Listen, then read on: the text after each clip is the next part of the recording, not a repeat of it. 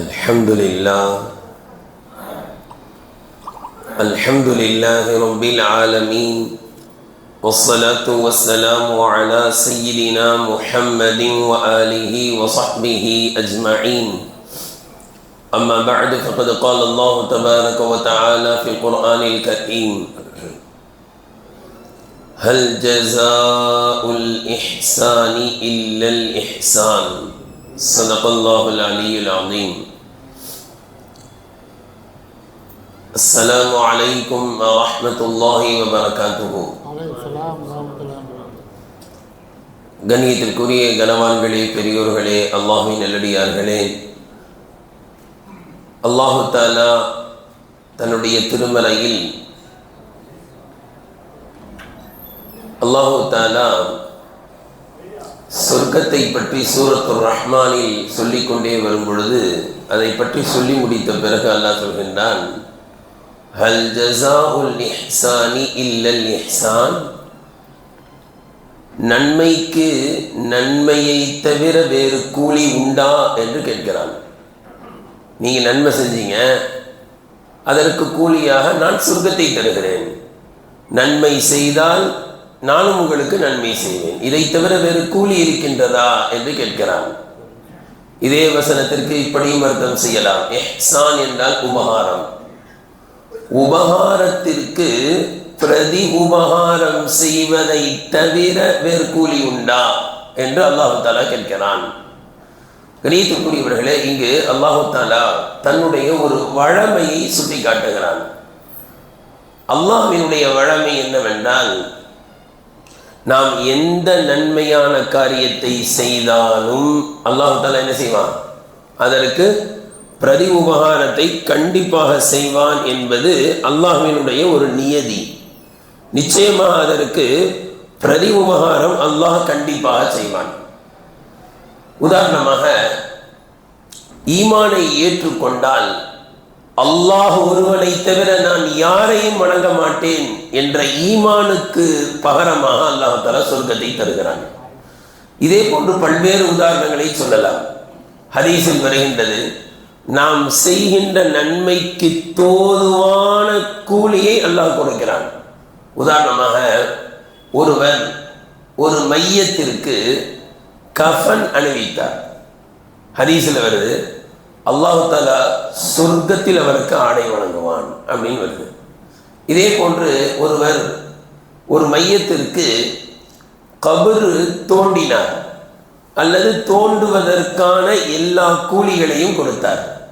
ஹதீஸில் வருது, இவருக்கு என்ன நன்மைன்னா, கியாமத் நாள் வரை ஒருவருக்கு தங்க இடம் கொடுத்த நன்மை அல்லாஹ் கொடுக்கிறான். கியாமத் நாள் வரைக்கும், ஏன்னா அவர் கியாமத் நாள் வரைக்கும் அங்கே தான் இருக்க போறாரு. இப்போ நாம் செய்கின்ற ஒரு நன்மை, அதற்கான சரியான கூலியை அல்லாஹ் தஆலா நமக்கு வழங்குகிறான். மையத்திற்கு கபரு தோண்டினால் தோண்டுவதற்கான கூலி காசு பணத்தை கொடுத்தா ஒருவருக்கு கியாமத் நாள் வரைக்கும், உதாரணத்துக்கு ஒருத்தர் வீட்டை கொடுத்து நீங்கள் நிரந்தரமாக இருந்துக்கிறீங்க, எனக்கு வாடகைலாம் தர வேணாம் அப்படின்னா என்ன நன்மை கிடைக்குமோ அந்த நன்மை இதில் கிடைக்குது, கபரு தோண்டுவதற்கு ஏற்பாடு செய்தார். இதே போன்று நாம் பார்க்கிறோம், ஒருவர் ஒரு பெண்மணி தாகித்த நாய்க்கு என்ன கொடுத்தாரு, தண்ணி, அவ்வளவுதான். அல்லாஹ் தஆலா இதற்கு பிரதி உபகாரமாக அந்த பெண்ணை திருத்தி சொர்க்கத்திற்கு அனுப்பிவிட்டார். இதே போன்ற ஹதீஸில் வருகின்றது, ஒரு மனிதர் சொர்க்கத்திற்கு சென்றவர், அவர் அல்லாஹ்விடத்தில் அனுமதி கேட்பார், யா அல்லாஹ், நான் கொஞ்சம் நரகத்தை போய் பார்த்து காட்டுமான்னு கேட்பார். இவருக்கு என்ன ஆசை, நரகத்தை லேசாக பார்க்கணும்னு ஆசை, வித்தியாசமான ஆசை. சரி, போய் பார்த்துட்டு வாங்கன்னு அனுப்புவோம். அப்படி நரகத்தை அப்படியே தூரத்துலேருந்து பார்த்துக்கிட்டே போகும்போது நரகத்துலேருந்து ஒருத்தர் பாய் என்ன தெரியுதான்னு கேட்பார். இதில் பெரிய வம்பா இருக்குது அப்படின்னு பார்த்தா இவருக்கு தான் சொர்க்கத்துக்கு போயிட்டார, பெரிய ஆள் ஆகிட்டார். தெரியலையே உங்களேன்றார். என்னப்பா என்ன போய் தெரியலன்றீங்களே, உலகத்தில் ஒரு தடவை தாகமாக இருந்தீங்க, உங்ககிட்ட குடிக்க தண்ணி இல்லை, என்கிட்ட தண்ணி இருந்துச்சு, பாய் குடிக்க கொஞ்சம் தண்ணி தாங்க, ரொம்ப தாகமாக இருக்குன்னு கேட்டீங்க, நான் கொடுத்த ஞாபகம் இருக்கான்னு கேட்பார். அப்போ சொல்லுவேன், நானே வந்துருச்சு அப்படி. இந்த போன வருஷம் ஹஜ்ஜிலெல்லாம் மினா முஸ்தலிஃபாலெல்லாம் யார்ட்டையா தண்ணி இருந்தால் நினைச்சுக்குவாங்க, தண்ணி இல்லாதவங்க கேட்பாங்க, கேட்டாங்க கொஞ்சம் தண்ணி தாங்க அப்படின்னு கேட்டாங்க. இந்த மாதிரி தாகமான நேரத்தில் நான் உங்களுக்கு தண்ணி கொடுத்த ஞாபகம் இருக்கான்னு கேட்பார். உடனே சொல்லா எனக்கு ஞாபகம் வந்துருச்சு, கரெக்டு, நீங்கள் எனக்கு தண்ணி கொடுத்தீங்க. அப்போ அவர் சொல்லுவார், உங்களுக்கு தண்ணி கொடுத்த நான் நரகத்தில் இருக்கேன், நீங்கள் சொர்க்கத்தில் இருக்கீங்க. சரி, என்ன செய்யணும்? அல்லாஹ்விடத்தில் எனக்காக சிபாரிசு செய்யுங்க. இவர் நரகத்தை பார்த்துட்டு வந்துடுறேன்னு சொன்னவர் நேராக போய் அல்லாஹ்க்கு முன்னாடி நிற்பார். சொல்லுவார், யா அல்லாஹ், நரகத்தை போய் பார்த்தேன், எனக்கு தண்ணி இதெல்லாமே அல்லாஹ்வுடைய ஏற்பாடு தான். எனக்கு தண்ணீர் கொடுத்த நபர் நரகத்தில் தண்ணீர் இல்லாமல் இருக்கிறார். அல்லாஹ் சொல்லுவான், உனக்கு தண்ணி கொடுத்தவரா நரகத்தில் இருக்காரு, நீ சொர்க்கவாசி, உனக்கு தண்ணி கொடுத்தவர் நரகத்தில் இருக்காருன்னா அவரையும் கூப்பிட்டு என்ன செஞ்சிரு, சொர்க்கத்துக்கு போன்றோம். நாம் செய்கின்ற ஒவ்வொரு உபகாரம் அதற்கான கூலியை மறுமையில் பார்க்கலாம், அல்லாஹ் நிச்சயமாக தருவான். அப்ப அல்லாஹ்வினுடைய வழமை என்ன அப்படின்னா, நாம் எதை செய்தாலும் அல்லாஹ் என்ன செய்வான், பிரதி உபகாரத்தை செய்யாமல் இருக்க மாட்டான். நாம் என்ன ஏழைகளுக்கு கொடுக்குறீங்களா, கொடுத்து பாருங்க, அல்லாஹ் கொடுப்பான், அல்ல பன்மடங்காக ஆக்கி கொடுப்பான், 10 மடங்காக கொடுப்பான்.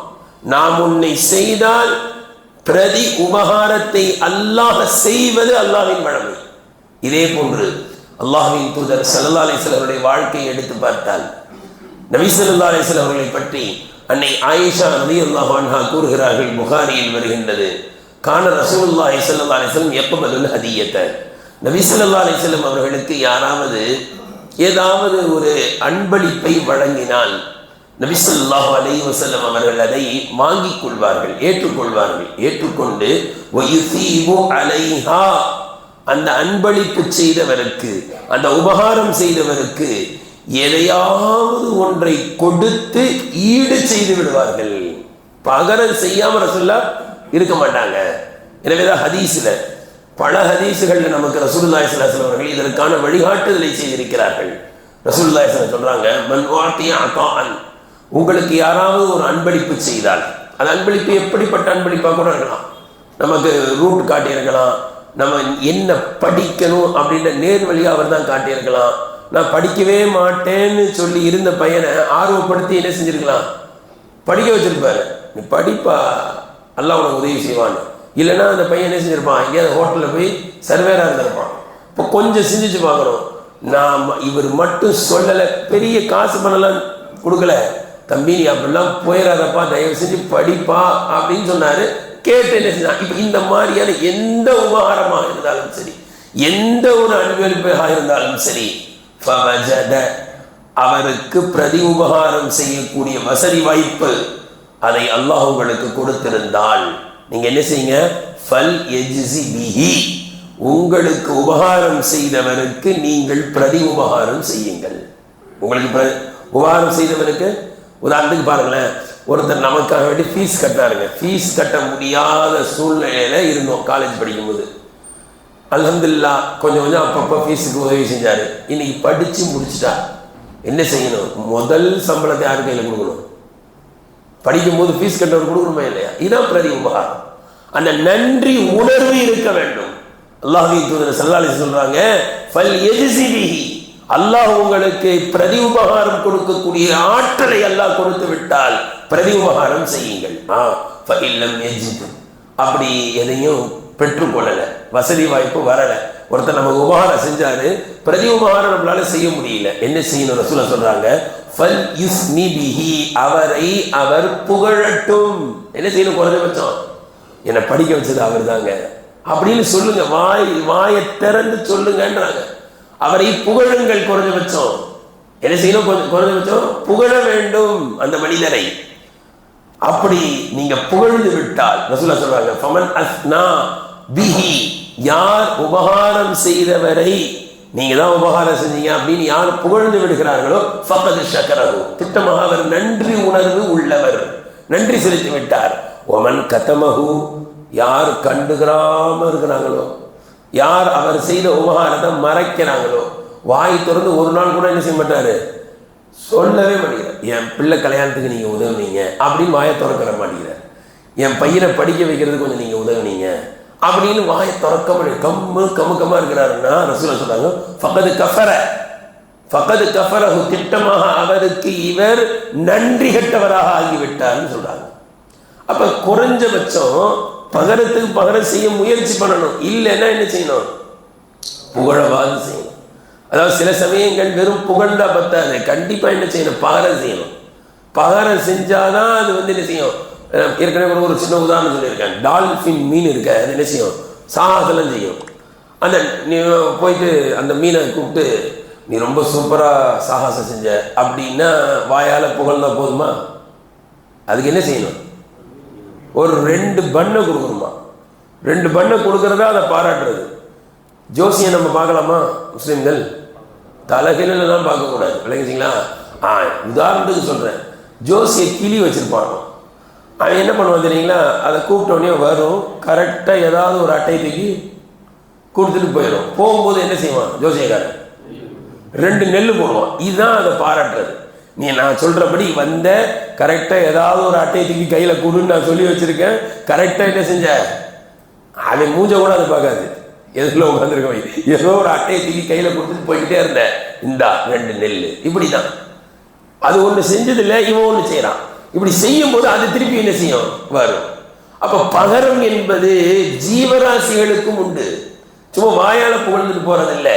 பகரத்திற்கு பகரம் செய்ய வேண்டும் என்ற உணர்வு இருக்கணும். ரசூலுல்லாஹி ஸல்லல்லாஹு அலைஹி வஸல்லம் சொல்றாங்க, மன் சுனிஅ இலைஹி மஅரூஃப், உங்களுக்கு ஏதாவது ஒரு நன்மையை யாராவது செய்தால் ஃபல் யுகாஃபி, அவருக்கு நிகராக, அவர் செய்ததற்கு நிகராக நீங்களும் செய்யுங்கள். உதாரணமா சொல்ற பாருங்க. ஒண்ணு, இப்பெல்லாம் சில சமயங்கள்ல பத்திரிகையில போடுறாங்க, மொய் கொடுப்பதை தவிர்க்கவும்னு போடுறாங்களா இல்லையா? தவிர்க்கலாமா தவிர்க்க வேண்டாமா அது வேற விஷயம். உங்க புள்ள கல்யாணத்துக்கு ஒருத்தர் 5000 ரூபாய் மொய் வச்சாரு. நீங்க என்ன செய்யணும்? முடிஞ்சா 5000 ரூபாய் வைக்கணுமா இல்லையா? முடிஞ்சா 10000 ரூபாய் வைக்கணும். எடுத்து பார்க்க வேண்டிய எது கூடாதுன்னா, அவர் 5000 ரூபாய் வச்சாரா அப்ப நம்மள 5000. அதுதான் அந்த மாதிரி நினைக்காதீங்க. தவிர உங்களால முடிஞ்சா 10000 ரூபாய் கொடுங்க, உங்களால முடியலையா 2000 ரூபாய் கொடுங்க. ஆனா என்ன உணர்வு இருக்கணும்? அவங்க நம்ம கல்யாணத்துக்கு வந்தாங்க, நம்மளும் போகணும். அவங்க நமக்கு உதவி செஞ்சாங்க, நம்மளும் உதவி செய்யணும் என்ற நன்றி உணர்வு இருக்கணும். சரிங்க, என்ன செய்ய முடியல? பிரதி உபகாரம் செய்ய முடியல. ரசூலுல்லாஹ் சொல்றாங்க, உங்களால செய்ய முடியல, நினைச்சு பாருங்க. அவர் செஞ்சதை நினைச்சு பாருங்க. அப்பப்ப அதுக்கு இன்னொரு அர்த்தம் வைக்கலாம், அவர்கிட்டயே சொல்லி காட்டுங்க. அப்படி அவர்கிட்டே நீங்க சொல்லி காட்டுட்டீங்கன்னா நீங்கள் நன்றி செலுத்தி விட்டீர்கள். இன்னைக்கு என்ன பெரிய பிரச்சனை தெரியுங்களா? சொந்த பந்தங்களுக்குள்ள எவ்வளவு உபகாரம் செஞ்சாலும் எல்லாத்தையும் செய்யறவரையும் வாங்கிக்கிட்டு அதோட கழட்டி விட்டு கம்முன்னு இருப்பாங்க பாருங்க. இதுதான் மன உளைச்சல். என்னடா இது, எவ்வளவு நம்ம செஞ்சோம், இவ்வளவு செஞ்சும் கூட நினைச்ச மாட்டேங்கிறாங்களே, கண்டுக்காம இருக்கிறாங்களே. செய்யற வரைக்கும், நம்ம வசதியா இருக்கிற வரைக்கும், நம்ம கொடுத்துக்கிட்டு இருக்கிற வரைக்கும் நம்மளை மதிச்சாங்க. இன்னைக்கு நமக்கு வசதி கம்மியாயிடுச்சோடனே என்ன செஞ்சாங்க? கட்டாயிடுச்சு. சொல்றாங்க இல்லையா, காரியம் ஆகிற வரைக்கும் என்ன செய்வான்? காலை கூட பிடிப்பான்னுவாங்க. அந்த மாதிரி காரியம் ஆகிற வரைக்கும் அப்படியே மதிச்சு மரியாதையோட நடந்துக்கிட்டு காலை பிடிப்பான்ற அளவுக்கு அங்கிருந்து மரியாதை. ஆனா காரியம் ஆனவனையே கழட்டி விட்டுறது, இது ஒரு முக்மீனுடைய அழகல்ல. உங்க காரியத்தை அவர் முடிச்சு கொடுத்தாருல்ல, அதற்கு நன்றி உணர்வு இருக்க வேண்டும். அல்லாஹ்வின் தூதர் ஸல்லல்லாஹு அலைஹி சொல்றாங்க, மன் சுனிஅ இலைஹி மஅரூஃபுன், உங்களுக்கு யாராவது ஒரு நன்மையான காரியம் செய்தால், ஃபகால லிஃபாயிலிஹி, செய்தவரை பார்த்து சொல்லுங்கள், ஜஸாக்கல்லாஹு கைரா. என்ன செய்யணும்? மனசார இங்கிருந்து துஆவாது வரணும்ல. இதுல ஒரு சின்ன விஷயம் இருக்கு. என்ன அப்படின்னா, செய்யறவர் என்ன எதிர்பார்க்க கூடாது? ஜஸாக்கல்லா சொல்றானா, வாயை திறந்து சுக்ரியா பையன் சொல்றான்னா அப்படின்னு எதிர்பார்ப்பு இருக்கக்கூடாது என்பது வேற. குர்ஆன்ல வருது, இன்னமா நுதஇமுக்கும் லிவஜ்ஹில்லாஹி லா நுரீது மின்கும் ஜஸாஅ வலா ஷுக்கூரா. நாங்கள் செய்கின்ற உபகாரம், நாங்கள் கொடுத்த உணவு, இதுவெல்லாம் லிவஜ்ஹில்லாஹ், யாருக்காண்டி தான் கொடுத்தேன்?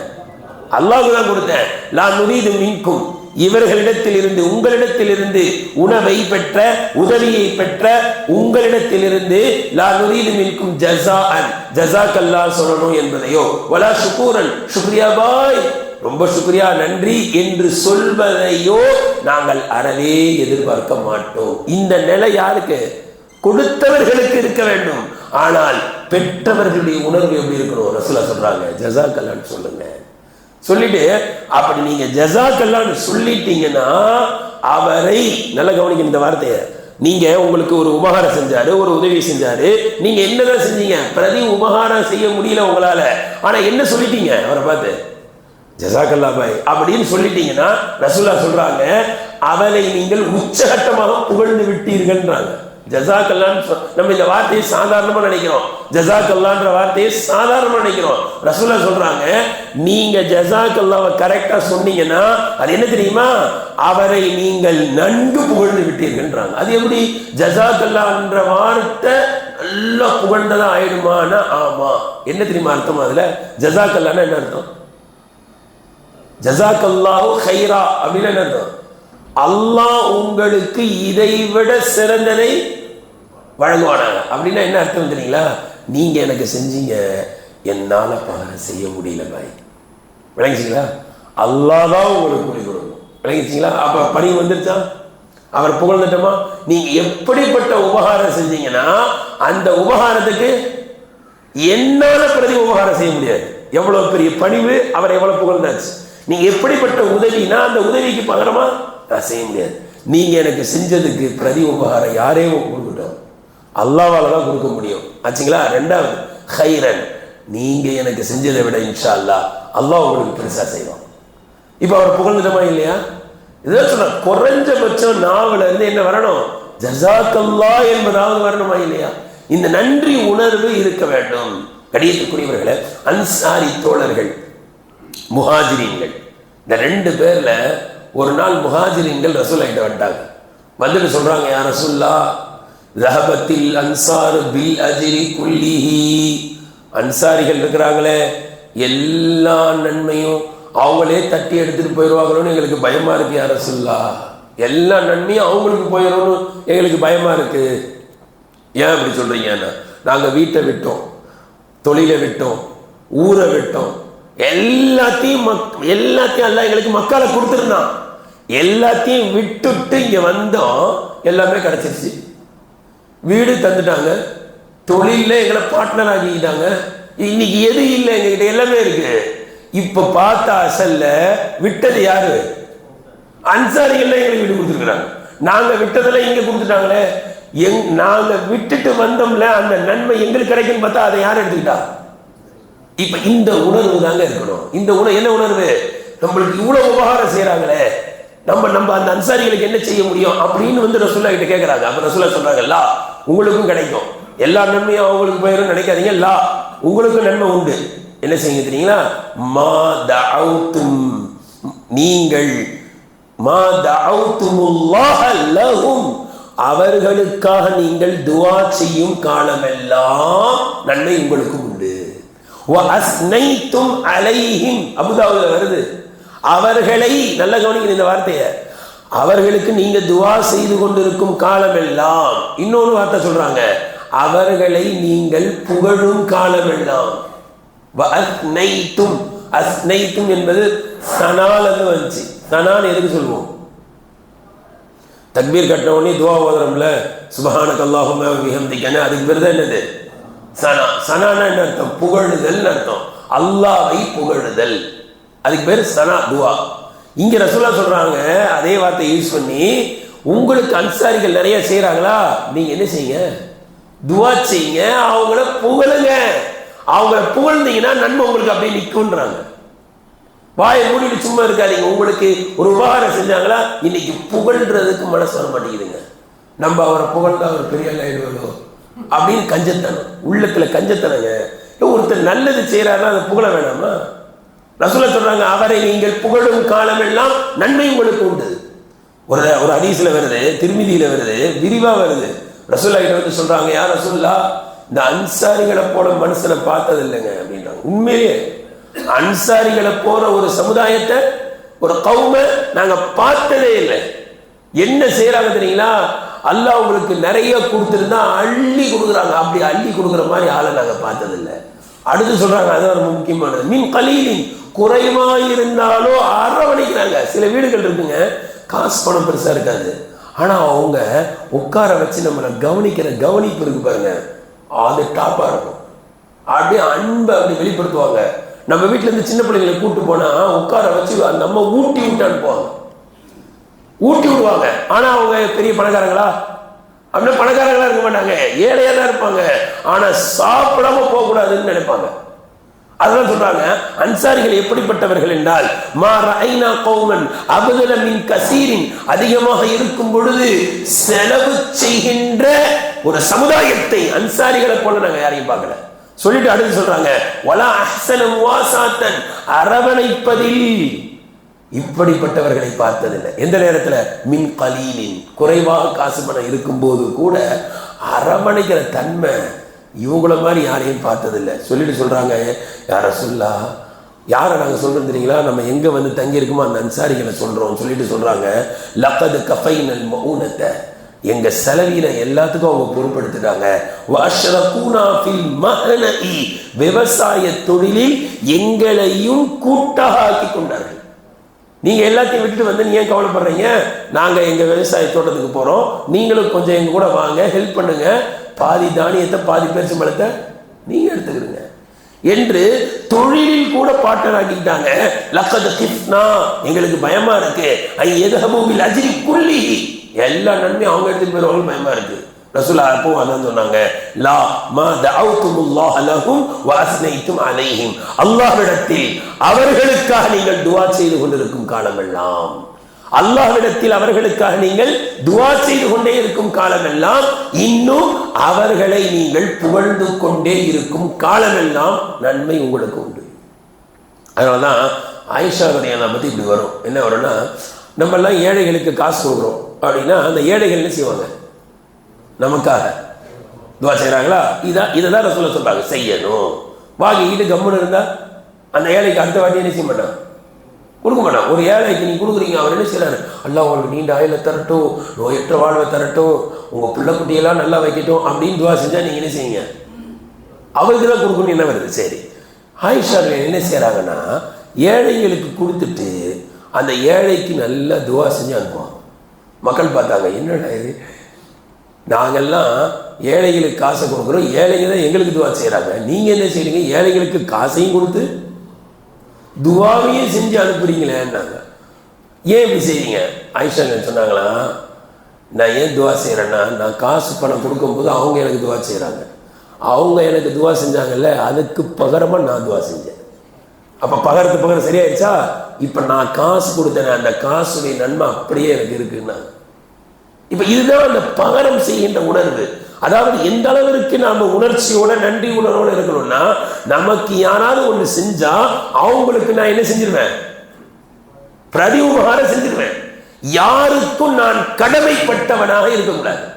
அதை தாண்டி எக்ஸ்ட்ரா செய்வேன், அதை தாண்டி எக்ஸ்ட்ரா செஞ்சிருவேன்.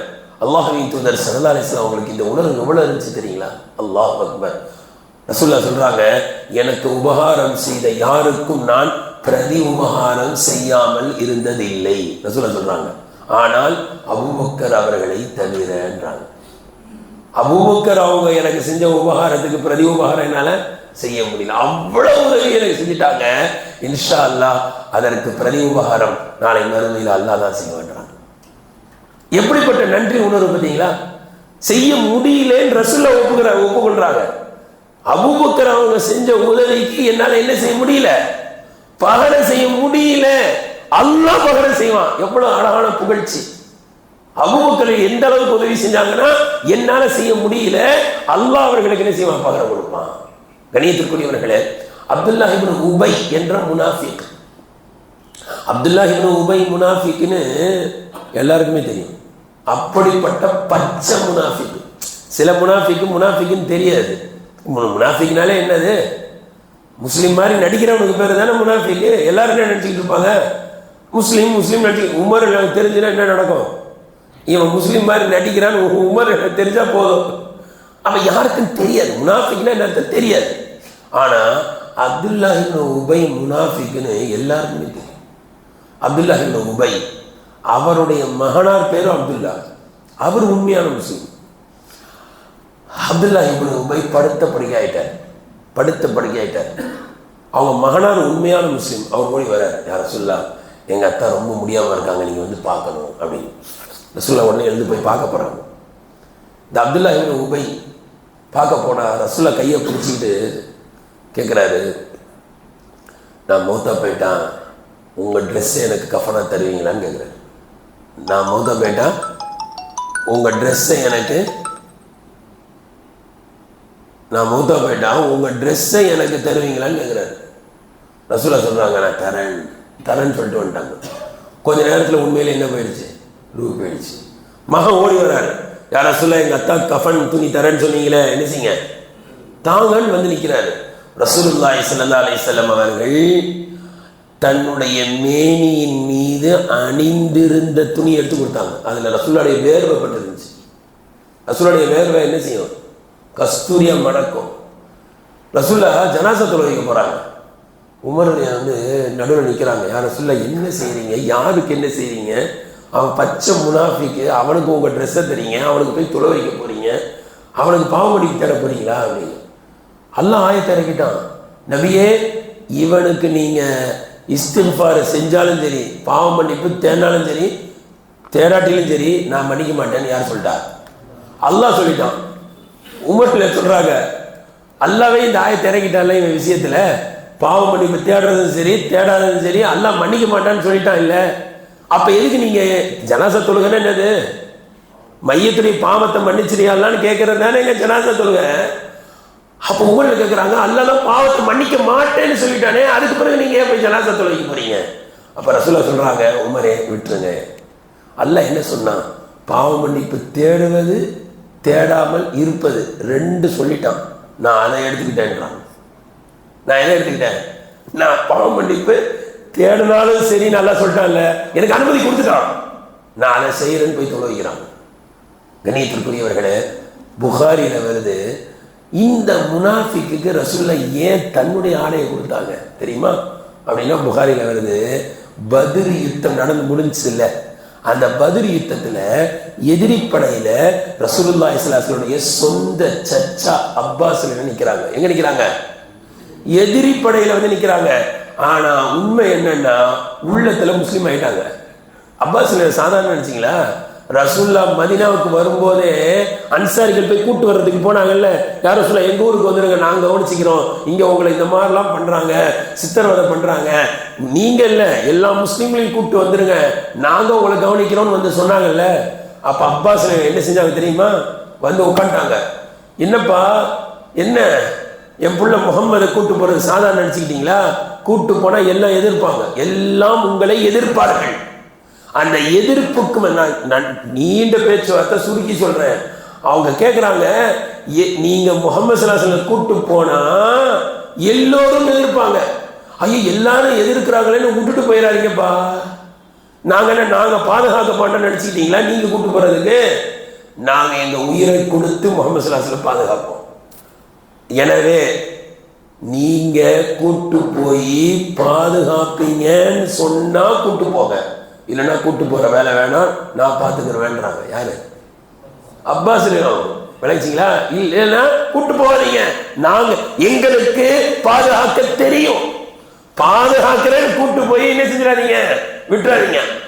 அப்பதான் அன்சாரிகள் ஜோஸ் வந்துருச்சு, எழுந்து சொன்னாங்க, நாங்கள் எப்படி பாதுகாப்போம் தெரியுமா, எங்களுடைய மனைவியை விட்டுருவோம், எங்க பிள்ளைங்களை கொடுத்துருவோம், எங்கள்ல ஒவ்வொருத்தனையும் சாவடிச்ச பிறகுதான் ரசூலுல்லாஹ் கையை வைக்க முடியல, எங்கள்ல ஒவ்வொருத்தரையும் சாவடிச்ச பிறகுதான் ரசூலுல்லாஹ் முடிய தொட முடியும்னாங்க. அது சரி, அப்படியா, அப்பனா கூட்டு போங்கன்னு சொன்ன யாரு, அப்பாஸ். அவ்வளவு பாசம் ரசூலுல்லாஹ் மேல.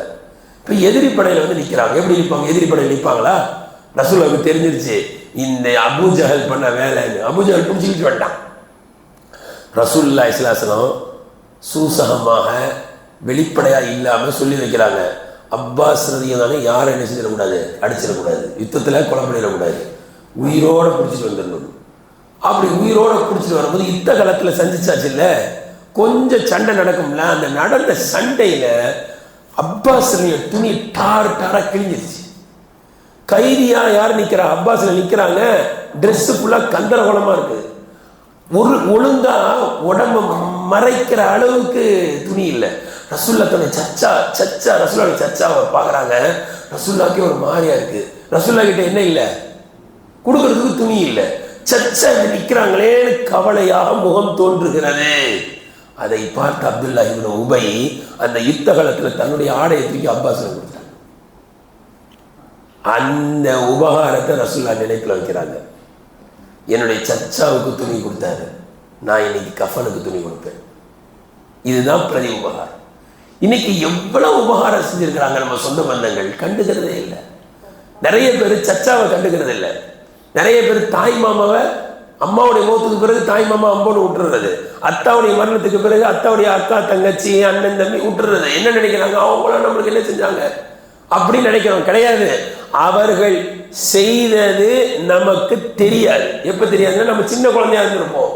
திடீர்னு ஒரு சின்ன உதாரணம் சொல்ற விளக்கத்துக்கு, சரியான ஜுரம் அடிச்சிருப்போம். நம்ம அத்தா வெளியூருக்கு போயிருப்பாரு, நமக்கு கொதிக்கும். நம்ம அத்தா எங்க போயிருப்பாங்க, வெளியூர். இப்ப யார் தூக்கிட்டு ஓடி இருப்பா ஆஸ்பத்திரிக்கு?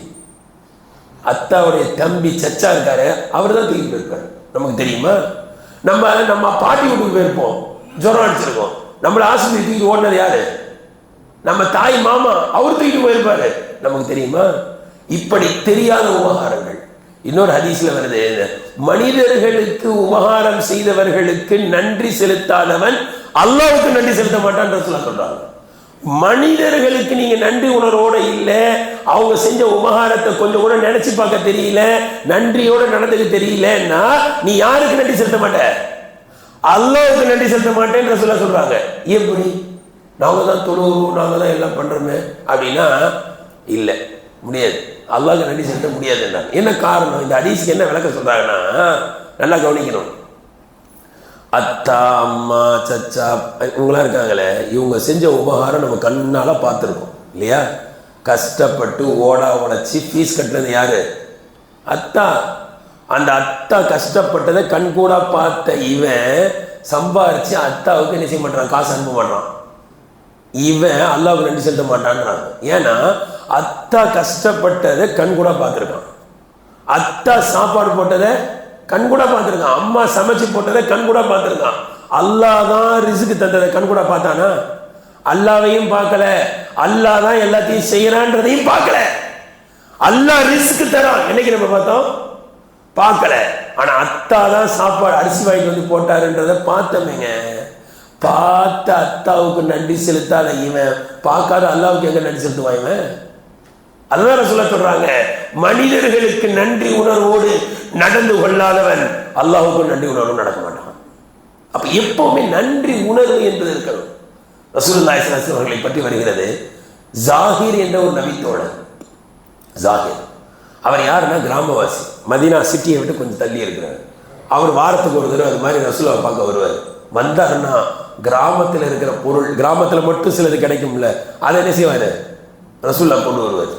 ரசூலுல்லாஹி ஸல்லல்லாஹு அலைஹி வஸல்லம் அவர் கொண்டு வந்து ரசூலுல்லாஹ் கொடுத்துட்டு, கொண்டு வந்த சில காய்கறிகள் அது மாதிரி உள்ளதை வித்துட்டு போவார்.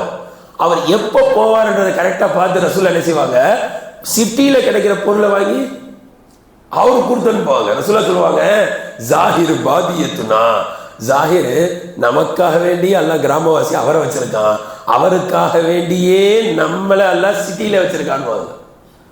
நமக்காக வேண்டி அவரை கிராமத்தில் வச்சிருக்கான், அவருக்காக வேண்டி நம்மளை சிட்டியில வச்சிருக்கான். உதாரணத்துக்கு பாருங்க, திருநெல்வேலியிலேருந்து ஒரு சொந்தக்காரங்க நம்ம வீட்டுக்கு வராங்க, என்ன செய்வாங்க? கரெக்டாக சொல்லிட்டீங்க. நீங்க அல்வாவை வாங்கிட்டு அல்வா கொடுத்து அனுப்பிச்சிட வேண்டியது வெறும் கையோட. நீங்க என்ன செய்யணுமா இல்லையா? மெட்ராஸில் கிடைக்கிற அடையார் ஆனந்த பவன் ஸ்வீட் 1 கிலோ வாங்கி கொடுக்கணுமா இல்லையா? எதுவும் கொடுக்காம அல்லான்னு இப்படி இருக்கக்கூடாதுங்க. உபகாரம், பிரதி உபகாரம் செய்யணும். நமக்கு ஒன்று செய்தார்கள் என்றால் அதற்கு பிரதியாக நாம் எதையாவது செய்யணும். அன்னை கதீஜா ரலியல்லாஹுடைய தோழிகள், கதீஜா பார்த்துட்டாங்க. ஆனா ஆடு அறுத்தா சொல்லுவாங்களாம், கதீஜாவுடைய ஃப்ரெண்ட்ஸுக்கு கொடுத்து அனுப்புங்க. ஒரு நாள், நான் இதை சொல்லி கடைசியாக முடிச்சிடுறேன். ஒரு நாள் கதீஜா ரலியல்லாஹு அன்ஹா உடன் பிறந்த சகோதரி பேரு ஹாலா. ஹாலா யாருன்னு சொன்னா ரசூலுல்லாஹ்வுடைய சம்பந்தி. அவங்களுடைய மகனுக்கு தன்னுடைய மகளை கொடுத்தாங்க. மனைவியுடைய சொந்தத்துக்கு தன்னுடைய மகளை கொடுத்து. இன்னைக்கு ஆம்பளைங்களுடைய சிந்தனை என்ன தெரியுமா? ஒரு பையன் வச்சுக்கிறேங்க, பொண்ணை எங்க எடுக்க மாட்டாரு. மனைவி சொல்லும், எங்க அக்கா பொண்ணு இருக்கு, பையனுக்கு கொடுக்க, உன் சொந்தத்துலலாம் கிடையாது, என் பையனை கொடுக்க மாட்டேன்னு. அதே போல அந்த அம்மாவும் எந்த சிந்தனையில் இருக்கு தெரியுமா? இவர் சொல்வாரு, என் தங்கச்சி பொண்ணு இருக்கு, நம்ம பையனை கொடுத்துடலாம், அவளுக்கெல்லாம் கொடுக்கக்கூடாது அப்படி. இந்த அம்மா இப்படியா இருக்கிறது. ரசூலுல்லாஹ் என்ன செஞ்சாங்க? மனைவியுடைய சொந்தத்துக்கு தண்ணி பகலை கொடுத்தாங்க. இது ஒரு படிப்பனையாச்சு. அந்த ஹாலா வராங்க, வந்து கதவை தட்டி அஸ்ஸலாமு அலைக்கும்ன்றாங்க. குரல் எப்படி இருக்கு? அந்த ஹாலான்றவங்க குரல் எப்படி இருக்கு? என்ன சொல்ல மாட்டேங்கிறீங்க? கதீஜாருங்க மாதிரியே இருக்கு. ஆமாம், கரெக்டு தானே? அக்கா தங்கச்சி குரல் ஒரே மாதிரி தானே இருக்கும். குரலை கேட்டவுடனே ரசூலுல்லாஹ் யார் ஞாபகம் வந்துருச்சு? கதீஜாரு ஞாபகம் வந்துருச்சு. கதீஜாவே வந்துட்ட மாதிரி ரசூலுல்லாஹ்வுக்கு ஒரு ஃபீலிங் வந்துருச்சு. குரலை கேட்ட உடனே ரசூலுல்லாஹ் சொல்றாங்க, ஹாலாவாகத்தான் இருக்க வேண்டும்ன்றாங்க. இது ஏன் கதீஜாருங்க குரல் மாதிரியே இருக்க, கதீஜா எங்க வரப்போறா? யாரா தான் இருக்கணும்? ஹாலாவாத்தான் இருக்கணும்னு நீ ஆயிஷாவை விளங்கிட்டாங்க. ஹாலா அவர்களுடைய குரலை கேட்ட உடனே ரசூலுல்லாஹ்வுக்கு யார் ஞாபகம் வந்துருச்சு? கதீஜா ஞாபகம் வந்துருச்சுன்னு ஆயிஷா சொல்றாங்க, இன்னுமா அந்த கிழவியை மறக்காம இருக்கீங்கன்ட்டாங்க. ரசூலுல்லாஹ் அப்படியே 15 வயசு மூப்பு இல்லை, அது இவங்க ஒரு மனைவி வேறையா? என்ன கேட்டாங்க? இன்னுமா அந்த கிழவி, கண்ணம் சிவந்த கிழவியை இன்னுமா மறக்க முடியலன்னு ரசூலுல்லாஹ் அப்படியே அழுகுற மாதிரி ஆயிட்டாங்க. என்ன ஆயிஷா சொல்ற? அந்த கதீஜா யார் தெரியுமா? உலகமே வருந்தது, என்னை முதலில் ஏற்றுக்கொண்டாள். எப்படிப்பட்ட நன்றி உணர்வு பார்த்தீங்களா? உலகமே மறுத்துச்சு, என்னை அவள் தான் முதல்ல ஏற்றுக்கிட்டா. உலகமே என்னை புறக்கணித்தது, என்னை அவள் தான் அரவணைத்தாள். நான் முத வரேன், நபியா ஆக்கின அந்த பொறுப்பு உணர்வு ரசூலுல்லாஹ் தாங்க முடியல. நான் என்ன செய்ய போறேன் தெரியலன்னு குளிர் ஜுரம் வந்துருச்சு. அன்னை கதீஜா சொல்றாங்க, கவலைப்படாதீங்க. நீங்க எங்க கவலைப்படுறீங்க? அல்லாஹ் உங்களை கை விட மாட்டேன். இன்னைக்கு நம்ம குளிர் ஜுரத்தோட போனோம்னு வைங்க, எங்கேயாவது குகையில மாட்டிக்கிட்டு, என்னத்துக்கு உங்க வேலை? யார் உங்களை போய் குகையில உட்கார சொன்னதுங்க கேட்பாங்க. கதீஜா சொல்றாங்க, கவலைப்படாதீங்க, அல்லாஹ் உங்களை கை விட மாட்டான் அப்படின்னு என்னை அரவணைச்சா. அது மட்டுமா, காசு பணம் இல்லாதவனா இருந்தேன், தன்னுடைய சொத்து ஃபுல்லா எனக்கும் இஸ்லாத்துக்கும் செலவு செஞ்சான். அது மட்டுமா, அவள் மூலமாகத்தான் எனக்கு குழந்தை செல்வத்தை தந்தான். நீங்களாம் மனைவியா இருக்கீங்க, குழந்தையா பிறந்துச்சுன்னு கேட்டாங்க. இப்படிப்பட்ட நன்றி உணர்வு நமக்கு இருக்கணும். சில சமயங்கள் அவங்க செஞ்சதுக்கு உடனே செய்ய முடியாது, ஆனா எங்க இருக்கணும்? சிந்தனையில இருக்கணும். எப்ப நமக்கு வாய்ப்பு கிடைக்குமோ, அல்லது நமக்கு உபகாரம் செஞ்சவங்க நல்ல பெரிய பணக்காரங்களா இருக்கலாம், நமக்கு ஈடு கொடுக்க முடியாம இருக்கலாம், ஆனா திடீர்னு நமக்கு உபகாரம் செஞ்சவங்க கொஞ்சம் டவுன் ஆகிடலாம். அதை ஒரு சந்தர்ப்பமா நினைச்சு என்ன செய்யணும்? அந்த நேரத்தில் அவங்களுக்கு போய் கை கொடுக்கணும். இன்ஷா அல்லாஹ் செய்யலாமா? எப்பொழுதும் நாம் இந்த உலகத்தை விட்டு போகும்போது ஒன்று மட்டும் ஞாபகம் வச்சுக்கோங்க, நமக்கு யாரும் உபகாரம் செஞ்சாங்கன்னு இருக்கக்கூடாது. அந்த நிலையை தாண்டி அவங்களுக்கு பிரதி உபகாரம் செஞ்சது மட்டுமல்ல, நாம எக்ஸ்ட்ரா செஞ்சுட்டு தான் போகணும். இன்ஷா அல்லாஹ். அல்லாஹ் அப்படிப்பட்ட நல்ல நன்றி உணர்வு உள்ள மக்களாக தான் நம்ம ஆக்கி அருள் செய்வானாக. வாஹிரு தஅவானா அனில் ஹம்துலில்லாஹி ரப்பில் ஆலமீன். சுப்ஹானல்லாஹி வ பிஹம்திஹி சுப்ஹானக்கல்லாஹும்ம வ பிஹம்திக அஷ்ஹது அன் லா இலாஹா இல்லா அன்த நஸ்தக்ஃபிருக வ நத்தூபு இலைக். சுப்ஹான ரப்பிக ரப்பில் இஸ்ஸத்தி அம்மா யசிஃபூன் வ ஸலாமுன் அலல் முர்ஸலீன் வல்ஹம்துலில்லாஹி ரப்பில் ஆலமீன். ஸல்லல்லாஹு அலா முஹம்மது ஸல்லல்லாஹு அலைஹி வஸல்லம். ஸல்லல்லாஹு அலா முஹம்மது ஸல்லல்லாஹு அலைஹி வஸல்லம். ஸல்லல்லாஹு அலா முஹம்மது யா ரப்பி.